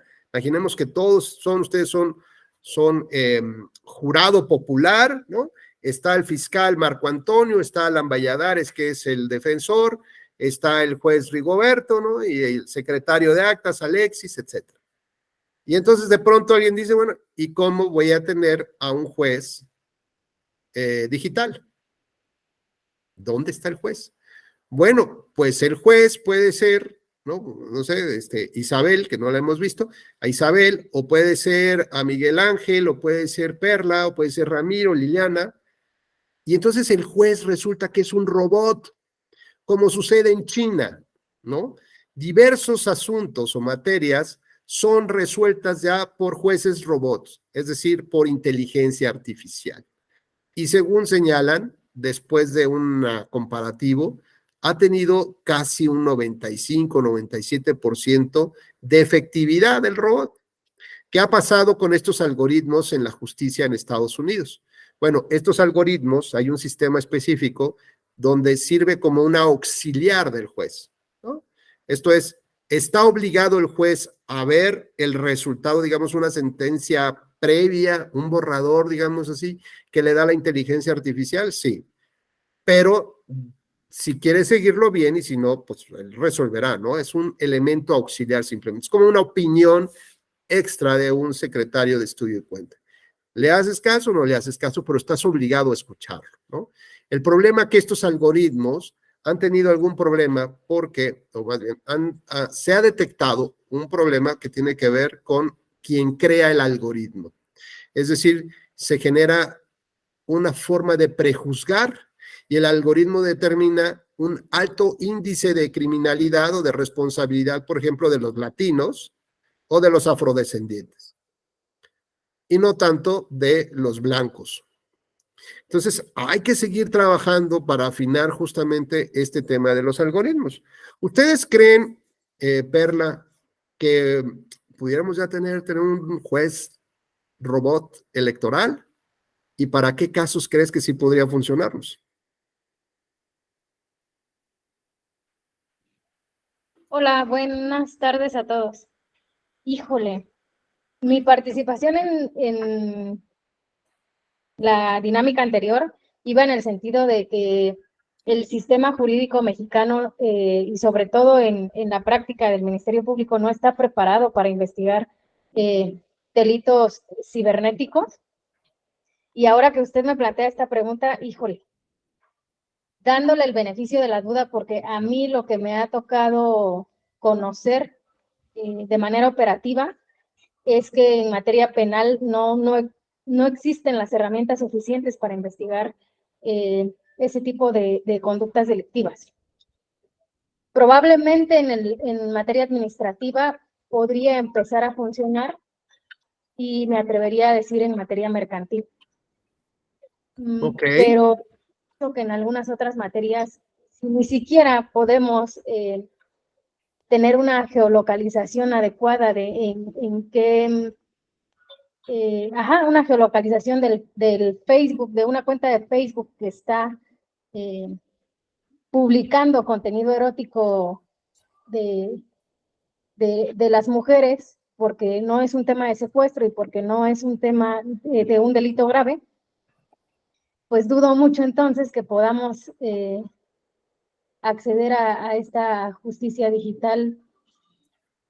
Oye, Perla, cuéntanos, si eres tan gentil, cuéntanos qué experiencia has tenido en esto. Digo, ya vamos más o menos advirtiendo que hay una deficiencia tecnológica o de conocimientos, pero digamos, ¿cuál sería el estado de cosas actualmente, por ejemplo, en estos delitos de usurpación de identidad, por ejemplo, en redes sociales, o de contratos digitales, o por ejemplo, de estos que te ofrecen? A mí me salen en Facebook una cantidad de artículos que se ven maravillosos a un precio excelente, pero me da un miedo contratarlos porque, como decía el titular de la Profeco, pues es como si te pones abajo de un puente y compras ahí un cachorrito o compras no sé qué, una televisión. Por supuesto que si te sale mal, pues ya no vas a encontrar al vendedor, ¿no? Ni del puente te vas a... Entonces, algo parecido es así con este tipo de publicidad y de promociones y de artículos que venden. O, por ejemplo, pues aquellas personas que de manera pues maliciosa, ¿no? Suben fotografías de la exnovia o no sé, o hacen como tomas fakes o con perfiles que pueden pues lastimar la dignidad de las personas. ¿Qué experiencia tienen? Me parecía, digamos, no sé, a lo mejor muy interesante también para nuestros compañeras y compañeros escuchar ahí lo que tengas que comentarnos.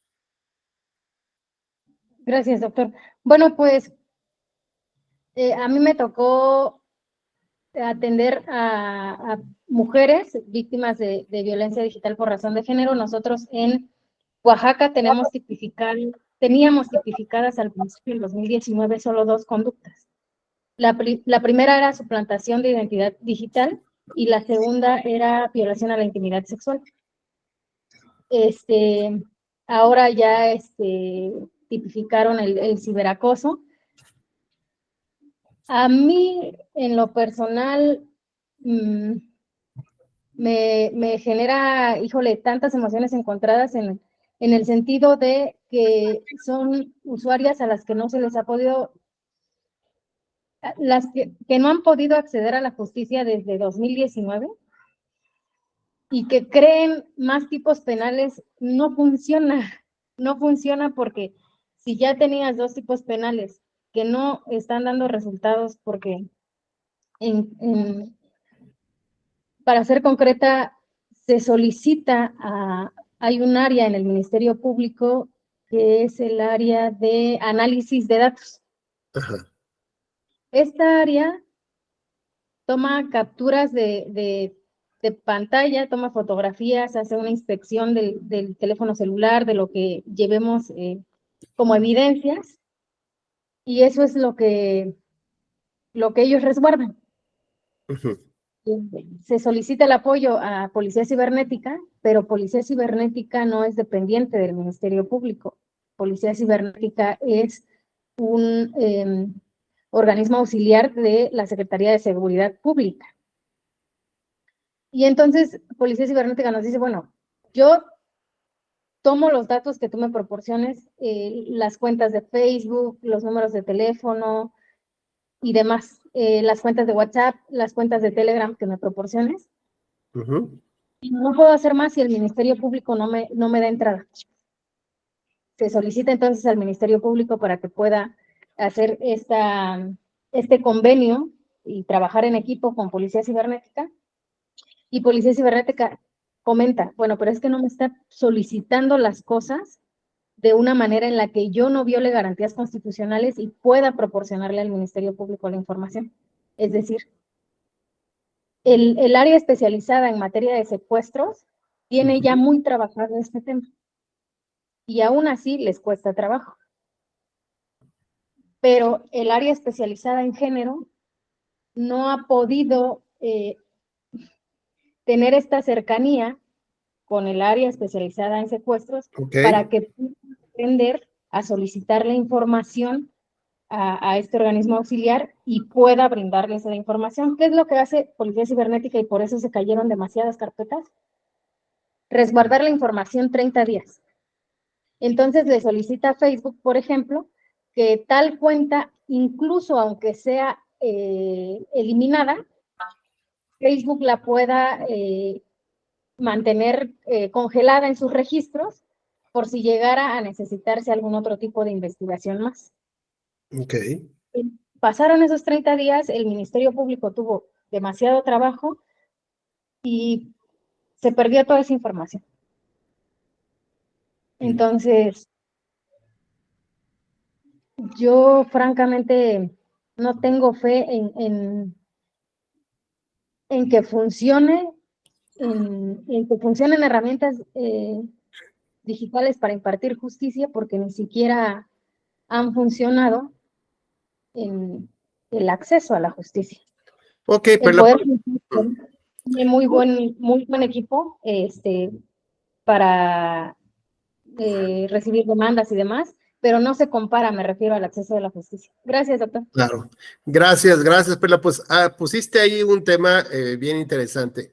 Una cosa tiene que ver el acceso a la justicia como tal y otro tendría que ver como la digitalización, modernización de todo el ecosistema que existe en el poder o en los poderes judiciales mediante el empleo de tecnologías de información que van a permitir mejorar la prestación correcta de los servicios judiciales a la ciudadanía. Es decir, desde un enfoque del servicio público, ¿no? De cómo mejoro mis procesos, de cómo atiendo de mejor manera a mis clientes, bueno, pues digamos, este ecosistema, es decir, este mundo en el que se administra la justicia, pues tengo que mejorarlo. Y tengo que mejorarlo, por supuesto, a través de las tecnologías de la información. Pero evidentemente eso, digamos, es solamente una pequeña fase y no es necesariamente el acceso a la justicia. ¿Qué es lo que debería de garantizar la justicia digital? Bueno, pues que cualquier persona o las personas interesadas puedan tener acceso seguro las 24 horas del día, 7 días de la semana, a los expedientes para su consulta y análisis, ¿no? Eso, si no, es que resulta que, no sé si les pasaba, llegaban a pedir, oiga, el licenciado, ¿me pasa el expediente fulano de tal? No está. ¿Cómo que no está? Pues, ¿dónde está? Ya le preguntó al secretario Par. O sea, dígame dónde está. O sea, de aquí salió, ¿no? Y cada vez que va caminando ese expediente por alguna, ¿no? ¿Dónde está? Bueno, hubo una época en que se intentó ponerle un chip de RF, ¿cómo se llama este de frecuencia? Ya me acuerdo, RFC, ¿no? Así como los chips que ponen en Liverpool o de los productos del Sam's, ¿no? Y pasan con una pistolita, ya saben dónde escondieron ahí, ¿no? La chava que dijo, me voy a llevar estos tenis, pero son los últimos y los que escondió por ahí, ¿no? Ahí están los famosos tenis. Bueno, pues resulta que les pusieron esta tecnología RFC que te puede llevar con un administrador, te dice dónde está el producto. Entonces, cada vez que, sobre todo en materia penal, los expedientes salían del área reservada, ¿no? Pues eso era muy sospechoso, por decirlo menos, ¿no? Entonces, digamos, así, evidentemente, con que préstame tantito tu expediente, pues el oficial, el actuario, pues ya pasaba el pitazo, ¿no? Decía, ya van por ti, güey, ya salió la orden, ¿no? Pélale.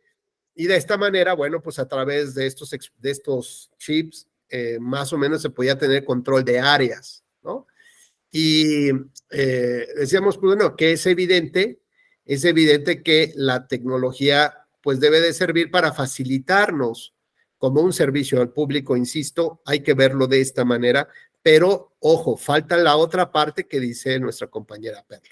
¿Qué más debe de garantizar? Pues proporcionar, digamos, las distintas niveles de permisos de acuerdo a la infraestructura que tenga la plataforma.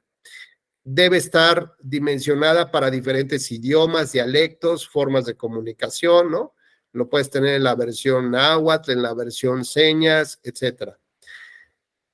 De esta manera, ¿qué es lo que se busca? Bueno, pues se busca que la ciudadanía pueda conocer el funcionamiento de los tribunales, dónde están los expedientes, cuánto tiempo se tardan en los acuerdos, en moverse de una oficina hacia otra. Y también, bueno, pues esto evidentemente se trata de tener una justicia abierta, ¿no? Para poder saber exactamente dónde están pasando los problemas, porque mientras sea a puertas cerradas, pues evidentemente la corrupción y la impunidad va a primar, ¿no? Justamente.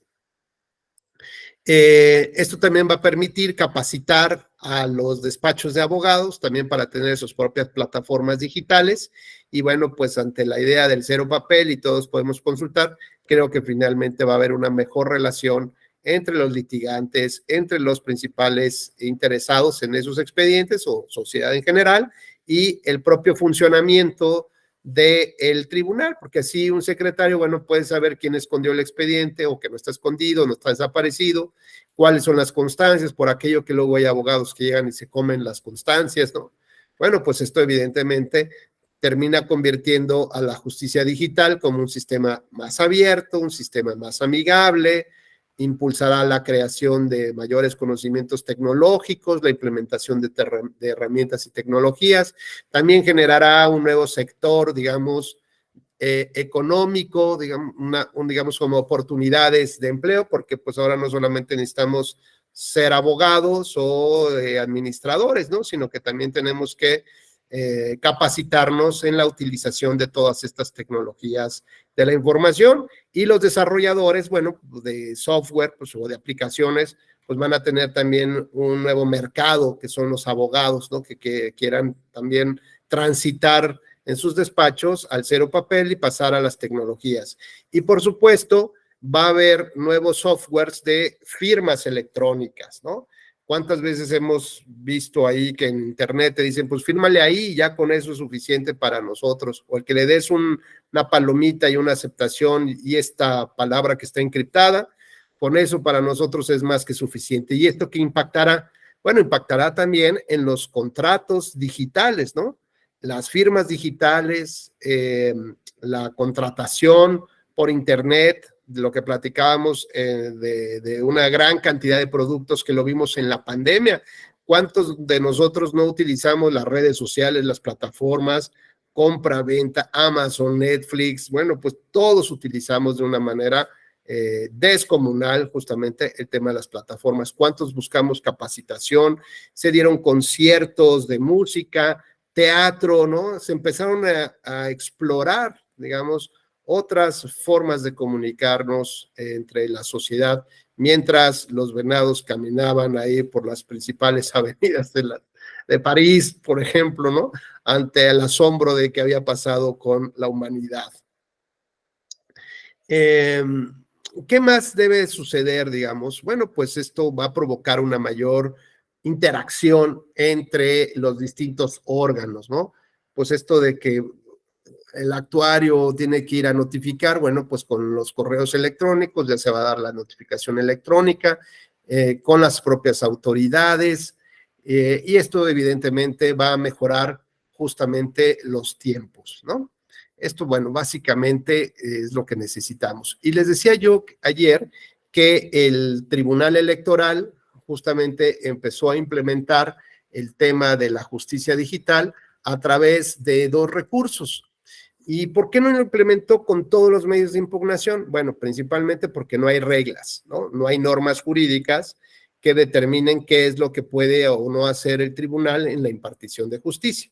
Entonces, digamos, este segmento, pues evidentemente no estaba regulado porque nadie suponía que se iba a presentar, ¿no? En la reforma de 2014 y nadie supuso este tema.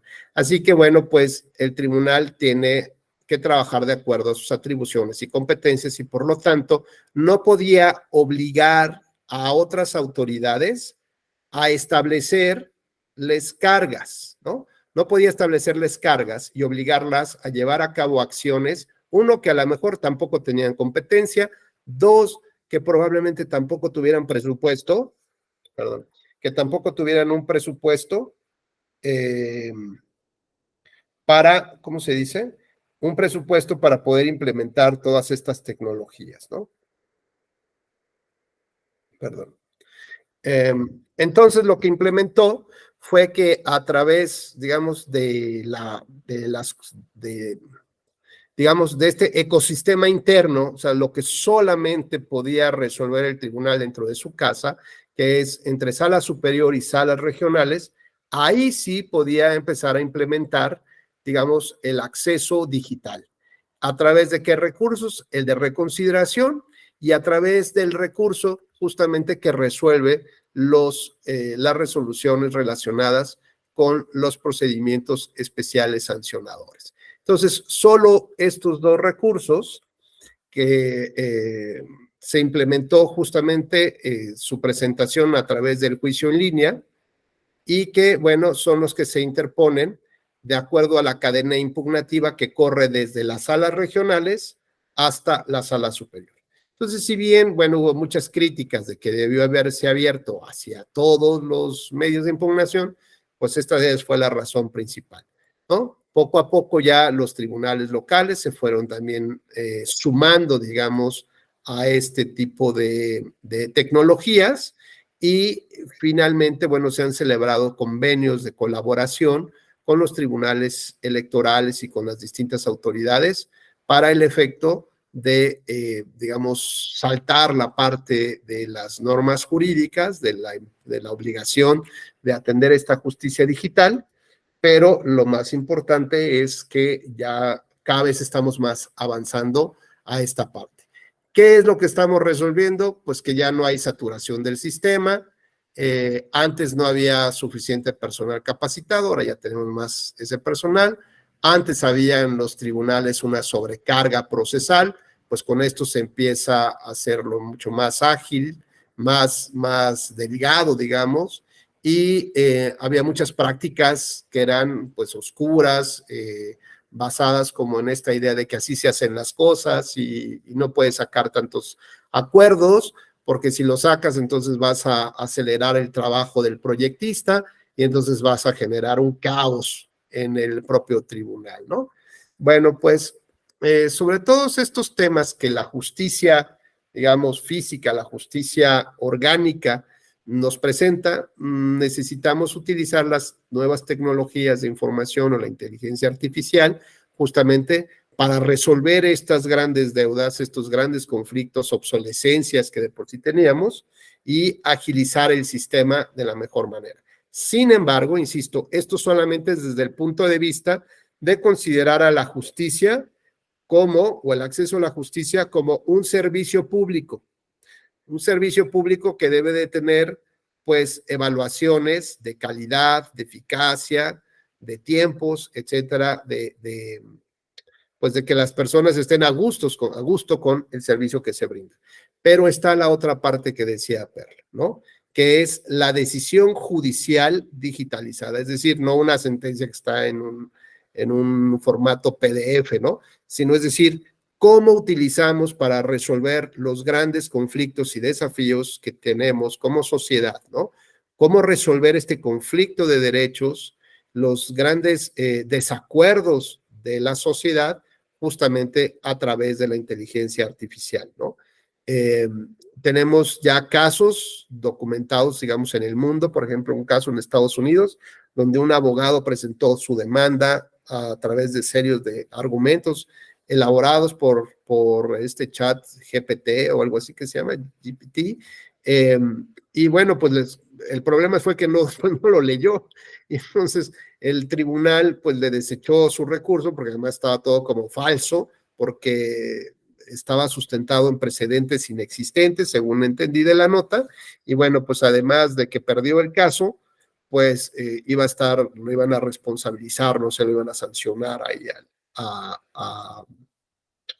justamente a esta persona. Tenemos el caso de la inteligencia artificial en China, donde muchos de los asuntos, por ejemplo, de compraventas, son resueltos, o asuntos laborales son resueltos por esta inteligencia artificial, y sobre todo, bueno, pues vemos hasta qué punto va dándonos resultado, y esta idea de si un robot, o digamos este tipo de inteligencia, terminará sustituyendo a los jueces de carne y hueso, y si tal vez esa podría ser una primer posible respuesta a este déficit que tenemos de impartición de justicia. Sí, adelante, Ramiro, por favor.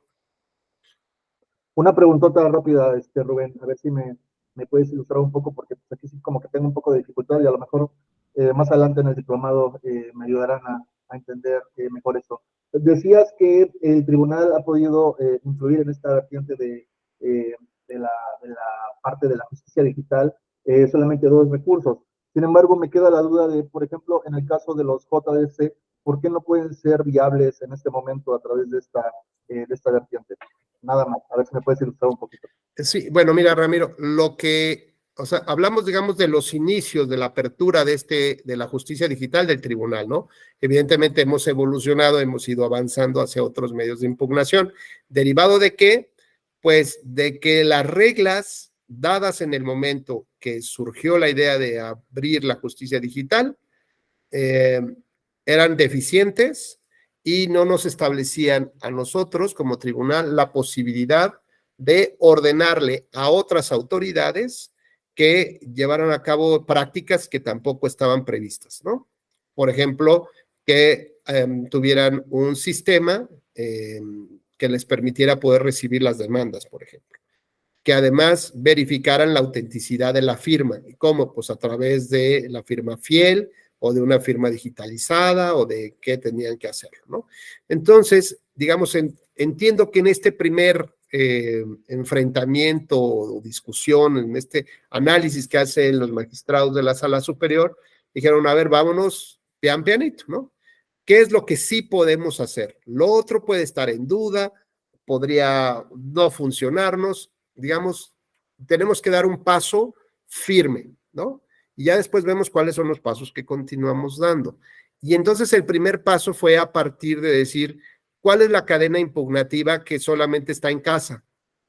Y la cadena impugnativa, pues, es la reconsideración, ¿no? Porque se revisan las resoluciones de las salas regionales. Entonces, dentro del propio tribunal, a través de los distintos acuerdos de sala superior o a los acuerdos de su comisión de administración, sí se pueden implementar las mejoras, ¿no? O las mejorías necesarias para poder satisfacer estas demandas ciudadanas de acceso a la justicia.